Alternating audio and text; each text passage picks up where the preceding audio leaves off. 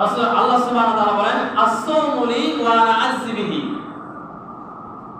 আল্লাহ সুবহানাহু ওয়া তাআলা বলেন যে সিয়াম হচ্ছে আমার জন্য আর সিয়ামের প্রতিদান আমি নিজে হাতে দেব। সুবহানাল্লাহ।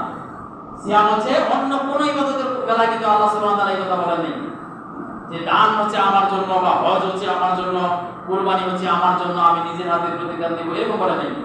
কিন্তু রোজার ব্যাপারে এই কথা বলেছেন as-সাওমু লি ওয়া আনা আজজি বিহি। সিয়াম হচ্ছে আমার জন্য আর এর প্রতিদান আমি নিজের হাতে দেব। সুবহানাল্লাহ। সম্মানিত উপস্থিতি, তাহলে আল্লাহ সুবহানাহু ওয়া তাআলা রোজাদারকে সিয়ামের পুরস্কার, রোজার পুরস্কার নিজের হাতে দিবেন।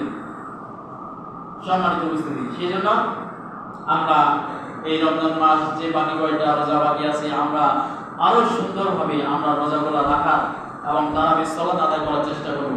আমরা দেখতেছি যে কয়েকটা রোজা যাওয়ার পরেই কালকে দেখছি অনেক খালি মনে করতে ফরজ নামাজ পড়ে ফেলে তো